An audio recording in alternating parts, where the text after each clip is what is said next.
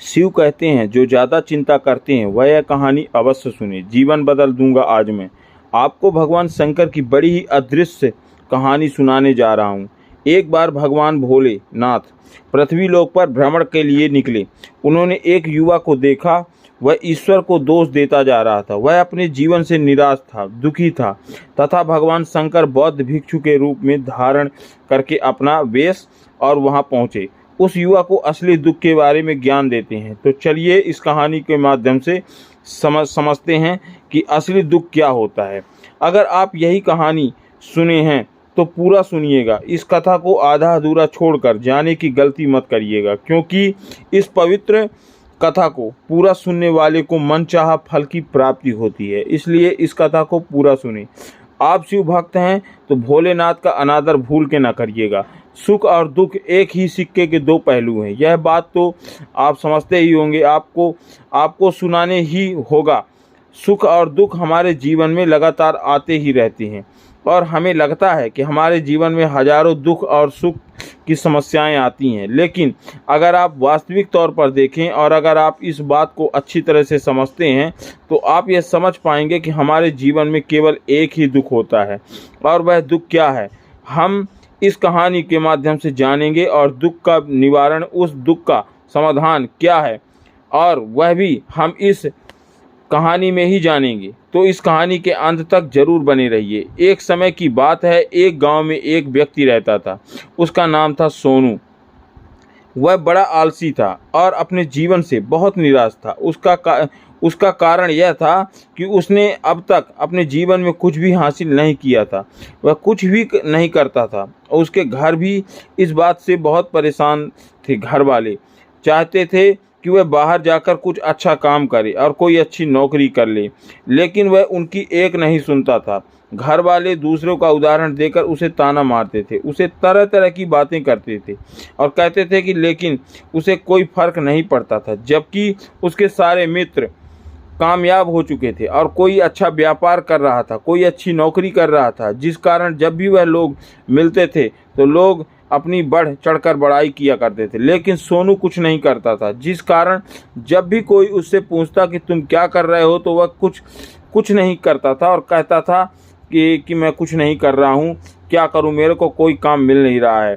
इसलिए वह हमेशा सबसे केवल एक ही बात कहता था कि मैं कोशिश कर रहा हूँ, लेकिन उससे कोशिश का कोई भी फल नहीं मिल रहा है, किसी को नज़र नहीं आ रहा था। देखते ही देखते अब ऐसा समय आ चुका था कि सोनू सभी से मुंह छुपाता फिरता था, ताकि कोई उसको ना पूछ सके कि तुम क्या करते हो। इसलिए वह कभी किसी के सामने भी नहीं आता था और धीरे धीरे उसका मन दुखी होने लगा। वह बहुत निराश रहने लगा, मानो वह इस धरती पर बोझ बन गया था, जिस कारण वह अपने आप को बहुत अकेला महसूस करता था। एक दिन उसके मन में यह विचार उत्पन्न होने लगा विचार कि मेरे हाथों में कुछ नहीं है, अब मैं क्या कर सकता हूँ। अकेले बैठकर वह रोता रहता था और भगवान दोष देता रहता था भगवान को और कोसता रहता था कि एक दिन छुपता छुपाता वह घर से निकलकर कहीं जा रहा था। तभी उसके रास्ते में देखा कि एक बौद्ध भिक्षु लोगों को प्रवचन दे रहे हैं और प्रवचन में वह दुख की बातें कर रहे हैं। सोनू कुछ देर के लिए अपना मुंह छुपाकर वहीं पर खड़ा हो गया ताकि उसे कोई देख न ले और चुपचाप उस भिक्षु की बातें मन में सुन रहा था।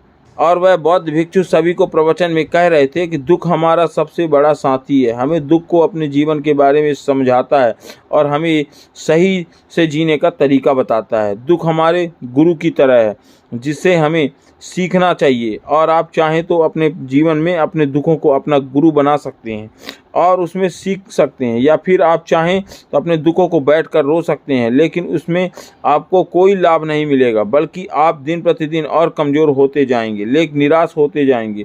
सोनू छुप छुप कर उन बौद्ध भिक्षु की यह सारी बातें सुन रहे थे और बौद्ध भिक्षु कोई और नहीं, भोलेनाथ शंकर अपना वेश बदल कर आए थे।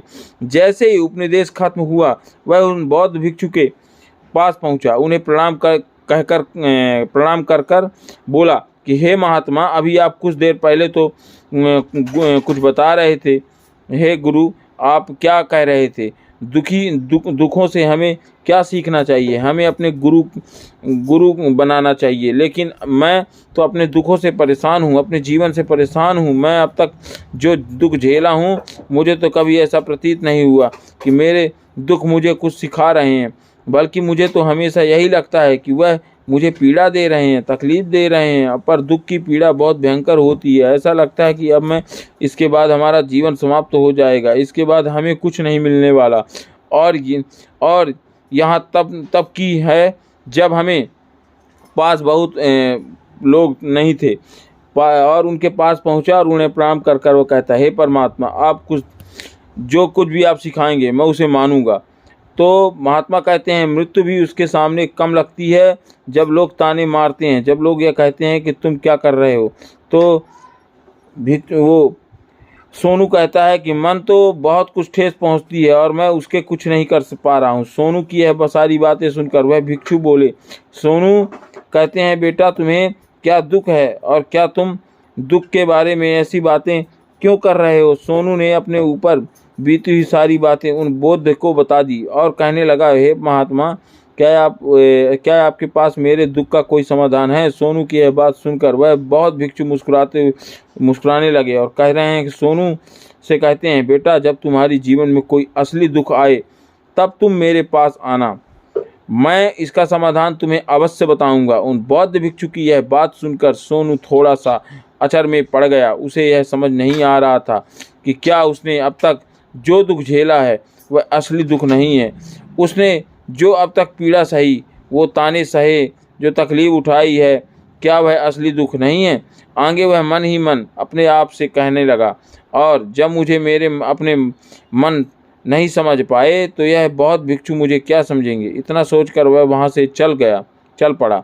सभी लोगों ने ताने सुनकर सोनू बहुत थक चुका था और बहुत निराश हो चुका था, जिस कारण उसने निर्णय लिया कि वह अब कुछ करके ही दिखाएगा। उसने अपने पिता से थोड़ा सा रुपए लिया और उस रुपए से उसने एक व्यापार शुरू किया। उसने पिता बहुत खुश हुए थे कि कम से कम मेरा बेटा कुछ करने का प्रयास तो कर रहा है, लेकिन उसे व्यापार में कोई सफलता नहीं मिल रही है, जिस कारण वह बहुत ही हताश हो चुका था, वह बहुत ही निराश हो चुका था। उसे यह समझ नहीं आ रहा था कि वह क्या करे, किस तरह से अपने व्यापार को आगे बढ़ाए। ताकि उसके पिता ने उससे कहा कि बेटा कोई बात नहीं, इसी तरह से प्रयास करते रहो, आज नहीं तो कल सफलता अवश्य मिलेगी। सोनू ने अपने पिता की बात मानी और अपने व्यापार में और भी कड़ी मेहनत की और करने लगा। धीरे धीरे उसे सफलता मिलने लगी और फिर उसे रफ्तार पकड़ ली। देखते ही देखते केवल 3 सालों के अंदर वह एक बड़ा व्यापारी बन गया। अब उसके पास धन दौलत की कोई कमी नहीं थी। लोग जो उसे पहले नापसंद किया करते थे, अब उसे पसंद करने लगे थे। उसकी चिंता करते थे, उसके कार्यों की सराहना करते थे। उसके माता पिता भी अब उसके बेटे से बहुत खुश थे और उसकी सफलता से वे अत्यंत प्रसन्न थे। धीरे धीरे सोनू के मित्रों की संख्या लगातार बढ़ती जा रही थी। सोनू के कुछ मित्रों ने उसे यह भी सलाह दी कि उसे अपना व्यापार और भी तेज़ी से बढ़ाना चाहिए, उसे अपना और फैलाना चाहिए। जब तुम आज अकेले इस तरह के सबसे बड़े व्यापारी हो, तब तुम इतना खुश हो, तुम्हारे साथ ये सारे लोग हैं, वहीं पर तुम सोचो कि जब तुम इस राज्य के सबसे बड़े व्यापारी बन जाओगे, तब तुम्हारे यहाँ पर लोगों की भीड़ लग जाएगी। लोग तुम्हें मिलने के लिए आएंगे, समय निकालना पड़ेगा तुम्हें। यहाँ तक कि इस राज्य के राजा भी तुमसे मिलना चाहेंगे, तुम्हारी तारीफ करेगा, और यदि कभी ऐसी ज़रूरत आन पड़ी तो वह तुमसे धन भी उधार लेने के लिए अवश्य आएगा। सोनू को अपने दोस्त की यह बात बहुत पसंद आई।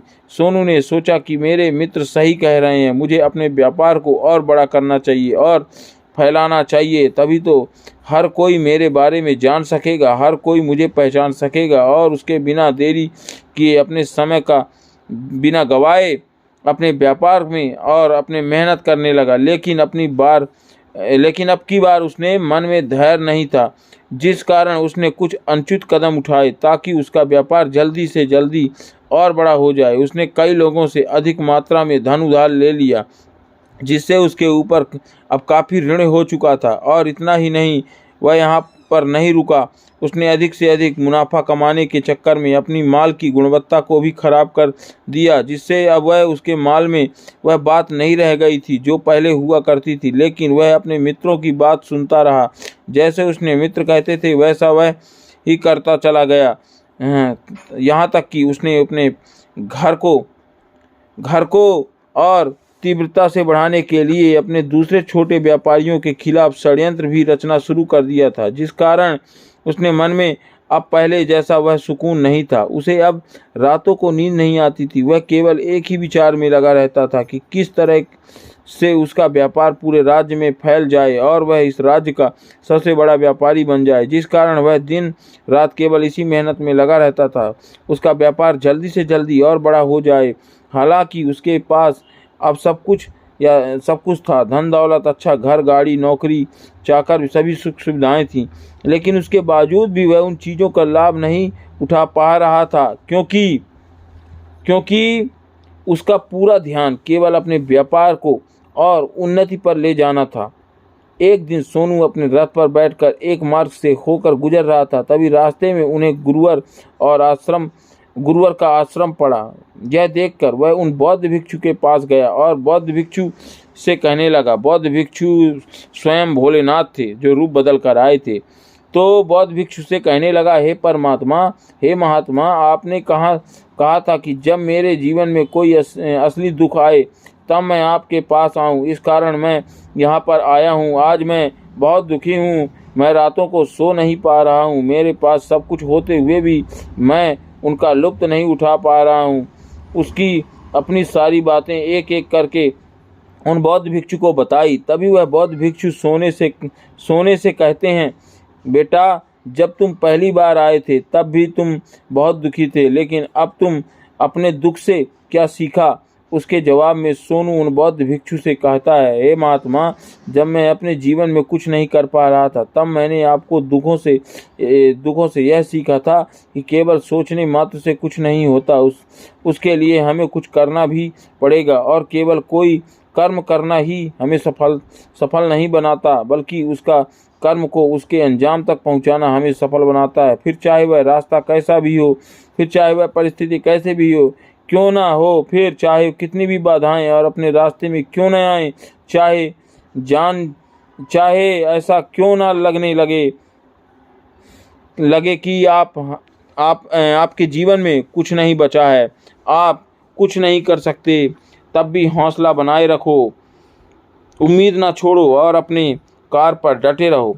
और यह सोचने की जब तक मैं अपने कार को सफल नहीं कर लेता हूँ, जब तक मैं अपने लक्ष्य तक नहीं पहुँच जाता, तब तक मैं इस कार को करता रहूँगा। मैं इस कार को अवश्य सफल होकर ही रहूँगा। जबकि बाकी लोग केवल सफल लोगों का महत्व देते हैं, उनके कर्मों को नहीं। सोनू की यह सारी बातें सुनकर वह बौद्ध भिक्षु मुस्कुराए लगे और इस पर सोनू से कहते हैं, बेटा, जब तुम्हारे जीवन में असली दुख आए तब तुम मेरे पास आना, मैं तुम्हारी समस्या का समाधान अवश्य करूँगा। इतना कहकर वह बौद्ध भिक्षु वहाँ से उठकर चले गए। सोनू एक बार फिर से उनकी बातें सुनकर आश्चर्यचकित रह गया। उसे अब यह समझ में नहीं आ रहा था कि क्या उसने जो दुख देखा, क्या उसने जो तकलीफ अब तक सही, क्या वह असली दुख नहीं है। उसके मन में एक सवाल उत्पन्न होने लगा, असली दुख क्या है और इसकी पहचान क्या है और मुझे कैसे पता चलेगा? इस समय मैं असली दुख में हूँ। लेकिन उसने कुछ नहीं कहा। वह सब सोच ही रहा था। तभी बौद्ध भिक्षु सोनू के पास एक बड़ा सा घड़ा लेकर पहुंच जाते हैं। उस घड़े के अंदर सोने के सिक्के थे। उस घड़े को देखे हुए वह बौद्ध भिक्षु सोनू से कहने लगे कि अब अपने जीवन में कुछ नहीं बचा, आप कुछ नहीं कर सकते हैं, तब भी हौसला बनाए रखना, उम्मीद न छोड़ो और अपने कार पर डटे रहो। यह सोचकर ही जब तक मैं अपने कार को सफल नहीं कर लेता हूँ, जब तक मैं अपने लक्ष्य तक नहीं पहुँच जाता हूँ, तब तक मैं इस कार को करता रहूँगा। मैं इस कार को अवश्य सफल होकर ही रहूँगा। जबकि बाकी लोग केवल सफल लोगों को महत्व देते हैं, उनके कर्मों को नहीं। सोनू की यह सारी बातें सुनकर वह बौद्ध भिक्षु मुस्कुराने लगे और इस पर सोनू से कहते हैं, बेटा जब तुम्हारे जीवन में असली दुख आए तब तुम मेरे पास आना, समस्या का समाधान अवश्य करूंगा। इतना कहकर वह बौद्ध भिक्षु वहां से उठकर चले गए। सोनू एक बार फिर से उनकी बातें सुनकर आश्चर्यचकित रह गया और उसे अब यह समझ में नहीं आ रहा था कि क्या उसने जो दुख देखा, क्या उसकी जो तकलीफ है अब तक सही है या असली दुख नहीं है। उसके मन में एक सवाल उत्पन्न होने लगा, और असली दुख क्या है, उसकी पहचान क्या है और मुझे कैसे पता चलेगा। इस समय में असली दुखों को कैसे झेल पाऊंगा। तो उसके बाद उस व्यापार को भी पूरी तरह से चौपट हो गया था सोनू का। उसके बाद कुछ नहीं बचा था, बल्कि उसके जो कर्जे लिए थे वह कर्जे में भी अब उसे चुकाने। लेकिन वह यह सोचकर निश्चित कर लिया था कि उसने जो कुछ भी कर्ज लिया है अब वह कर्ज अपने मित्रों के लिए, जिस कारण से वह उन्हें लौटाने में थोड़ी देर अवश्य कर सकता है। वह यह तो सोच ही रहा था कि उसके मित्र उसका बुरे समय पर साथ देंगे, लेकिन सबसे पहले उसके मित्र ही ने उसने अपना कर्ज वापस लौटाने की मांग करने लगे। तब सोनू को एहसास हुआ कि कोई भी अपना नहीं होता है और उसके अपने मित्रों को उस कर्ज को लौटाने के लिए थोड़ी सी मोहलत मांगी, लेकिन सोनू के लिए किसी भी मित्र ने उसे कर्ज लौटाने के लिए वह मोहलत नहीं दी, तो बल्कि वे लोग उसे जान से मारने की धमकी देने लगे, उसके स्वयं मित्र। और अपने मित्रों के मुंह से यह बात सब सुनकर सोनू बहुत ही आश्चर्यचकित हुआ, बहुत ही दुखी हुआ। वह जो लोग कुछ सोच रहा था, सब कुछ उल्टा पड़ गया। जिस व्यापार के चलते उसके इतने मित्र बने थे, इतने शुभचिंतक बने थे, वे सब उनसे दूर होने लगे। हर कोई उनसे पूछा छुड़ाना चाहता था और कोई भी उसका साथ नहीं देना चाहता था। धीरे धीरे उसकी सारी संपत्ति नीलाम हो गई। अब उसके पास कुछ नहीं बचा था, वह सड़क पर आ चुका था। उसने हार मानकर अपने माता पिता से कहा, पिताजी मेरी मदद कीजिए, मेरे ऊपर बहुत ऋण हो चुका है, मुझे उसे लौटाना है, कृपया मुझे थोड़ा सा धन दे दीजिए। इस पर सोनू के पिता सोनू से कहते हैं, बेटा मेरे पास तो ले देकर बस यही है, एक छोटा सा घर है, अगर यह भी है मैं तुम्हें दे दूं तो मैं इसे भी बेच दूंगा, तो मैं और तुम्हारी माँ कहाँ रहेंगे। हमें भी दर दर की ठोकरें खानी पड़ेगी, हमें तो भी सड़कों पर भीख मांगना पड़ेगा, लेकिन अब तक हमारे पास केवल यही संपत्ति बची है, इसके लिए मैं तुमसे क्षमा मांगता हूँ। अपने माता पिता के मुख से सुनकर सोनू चुपचाप वहाँ से चला गया और मन ही मन वह सोचने लगा कि अब मेरे पास कुछ नहीं बचा है, वह तो सब लूट गया, बर्बाद हो गया। अब मैं जीकर क्या करूँगा। अब मेरे पास केवल एक ही रास्ता है पीछा छुड़ाने का। और यह सोचकर वह एक ऊंची पहाड़ी की ओर पहुंचा और वह पहाड़ी पर चढ़ने ही जा रहा था। तभी उसे एक याद आया कि उन बाद भिक्षु ने कहा था कि जब तुम पर असली दुख आए तभी तुम मेरे पास आना, मैं तुम्हारी समस्या का समाधान अवश्य करूंगा। यह सोचकर सोनू के मन में एक बार फिर उम्मीद की लहर दौड़ पड़ी। सोनू तुरंत दौड़कर उन बौद्ध भिक्षु के पास पहुंचा और सोनू ने प्रणाम किया और अपने ऊपर बीती हुई हर एक बात फिर से दोबारा से बताई और कहने लगा, हे महात्मा, आपने कहा था कि जब भी मेरे ऊपर असली दुख आए तब आप उसका समाधान अवश्य करेंगे। तभी वह बौद्ध भिक्षु ने सोनू की इस बात को सुनकर मुस्कुराने लगे और कहने लगे, हे बेटा, असली दुख जब तुम्हारे जीवन में असली दुख आएगा तो मैं उसका समाधान अवश्य करूंगा। उन बौद्ध भिक्षु ने उस बात को याद किया और कहने लगे। मुख से यह बात सुनकर सोनू के यह सब्र का बांध टूट गया और सोनू ने उस बौद्ध भिक्षु से कहा कि हे महात्मा, आखिर ये असली दुख क्या है। मैं आज तक जो दुख झेला हूँ, जो तकलीफ झेली है, आज तक मैंने सही है या यह दुख नहीं है, इसे दुख नहीं कहते क्या। तभी वह बौद्ध भिक्षु ने सोनू से कहते हैं, बेटा पहले तो मुझे यह बताओ कि तुमने अपने दुख से क्या सीखा। इसका जवाब देते हुए सोनू उन बौद्ध भिक्षु से कहता है, हे महात्मा, मैंने तो यही देखा कि जो लोग तुम्हारी तरक्की में तुम्हारा पीछा करते हैं, तुम्हारे साथ जुड़ते हैं, वह लोग तुम्हें अवश्य धोखा देंगे, क्योंकि ऐसे लोग बुरे समय पर तुम्हारा साथ नहीं देने वाले बल्कि तुम्हारा फायदा उठाने का ही प्रयास करते हैं। और करेंगे। इसलिए ऐसे लोगों पर भरोसा भूल के भी ना करना चाहिए और कभी भी भरोसा नहीं करना चाहिए, बल्कि जो लोग तुम्हारी असफलता के समय पर, तुम्हारी बुरी समय पर तुम्हारे साथ खड़े रहते हैं, वही तुम्हारे असली मित्र हैं और वही तुम्हारे साथ रहते हैं। ऐसा लोग तुम्हें बहुत ही मिलते हैं और जिन्हें भी ऐसे लोग मिलते हैं उन्हें हमेशा उनकी कद्र करनी चाहिए। और आगे सोनू बौद्ध भिक्षु से कहता है कि जब तुम कोई कार्य कर रहे हो तो उसे पूरी ईमानदारी से करो, और जब तुम कोई कार्य ऐसा करोगे तो ये धैर्य रखना और लालच ना करना, और अपने लक्ष्य तक पहुंचने के लिए किसी के लिए भी कोई षड्यंत्र ना रचना, याद रखना, क्योंकि ऐसा करने से तुम्हारे साथ ही बुरा हो सकता है, तुम हमेशा नुकसान में रहोगे सोनू, क्योंकि ऐसा करने से तुम्हारे साथ ही बुरा होगा और नुकसान तो रहेगा ही। ये सोनू ये सारी बातें सुनकर बौद्ध भिक्षु उस पर पैर के पास पहुंचे। उन्होंने गड्ढा खोदा और वह घड़ा निकालकर उस सोनू के हाथ में थमा दिया जिसमें सोने के सिक्के भरे हुए थे।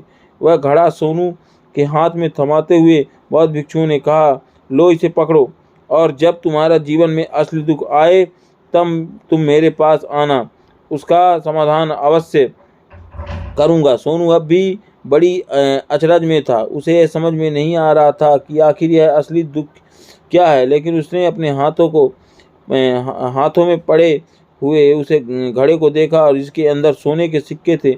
उसे देखकर मन ही मन उसे लगा कि चलो अब तो थोड़ी सी राहत अवश्य हो जाएगी और अपने मित्र का वह कर्जा लौटा सकूंगा और एक नया व्यापार भी आरंभ कर सकूंगा। जिस कारण से उसने बौद्ध भिक्षुओं को प्रणाम किया और उनका धन्यवाद किया, वहां से चल पड़ा। सोनू ने उसे सोने के सिक्कों से सभी का कर्जा लौटा दिया और अपने लिए एक बार फिर से नया व्यापार शुरुआत किया। व्यापार छोटा था, लेकिन अब की बार सोनू जो है तो बहुत खुश था। उसने पूरे ईमानदारी, मेहनत और लगन के साथ अपने व्यापार का काम किया और देखते ही देखते एक बार फिर से वह एक बड़ा व्यापारी बन गया था। लेकिन अब की बार वह बहुत खुश था, क्योंकि इस बार उसने कोई लालच नहीं की थी और न किसी के लिए कोई षड्यंत्र रचा, बल्कि उसकी पूरी ईमानदारी और मेहनत के साथ अपने व्यापार का काम किया। लेकिन जैसे जैसे आप धनी होते जाते हैं, जैसे जैसे आप अमीर बनते जाते हैं, आपके मन में एक डर उत्पन्न होता है। वह यह है कि अपनी दौलत को न खो दें, जिस कारण आप लोग दान करना शुरू कर देते हैं, पुण्य करना शुरू कर देते हैं, लोगों की मदद करना शुरू कर देते हैं, ताकि अपने जीवन में कभी कोई दुख न आए। लेकिन यह जीवन सुख और दुख के लिए ही है, सुख और दुख आता ही है ना। तो सुख और दुख का संगम है, जिस कारण से हर किसी को सुख और दुख से होकर गुजरना ही पड़ता है। इसी वजह से एक बार फिर से सोनू के जीवन में एक और दुख और सुख आया और यह उत्पन्न हुआ। अब की बार उसके माता पिता दोनों की मृत्यु हो चुकी थी। सोनू अपने माता पिता से बहुत प्रेम करता था, जिस कारण उसने अपने मन को बहुत गहरा घातक पहुंचा। जब आखिरी बार वह देखा कि उन्हें देख रहा था, तो उसके मन में हजारों सवाल उत्पन्न होने लगे और वह अपने घर लौटा कर उसने देखा कि जिस संपत्ति के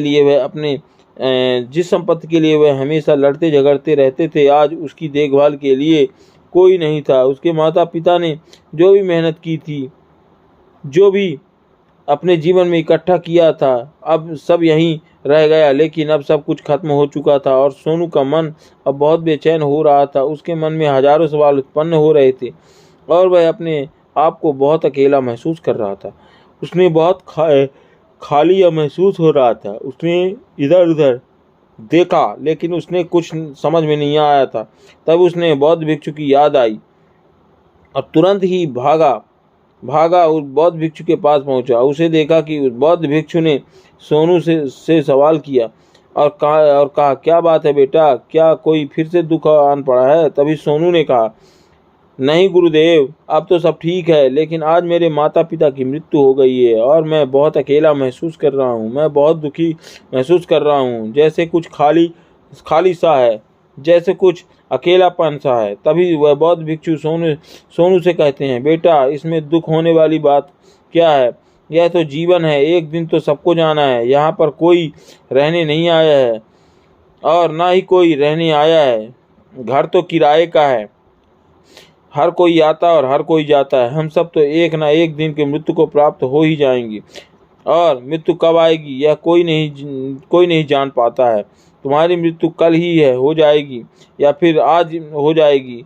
और अभी यह सुनकर सोनू आश्चर्यचकित रह गया। इसने बौद्ध भिक्षु से कहा, महाराज आप यह क्या कह रहे हैं? मैं तो अभी जवान हूँ और मुझे तो अभी अपनी पूरी उम्र जीना है।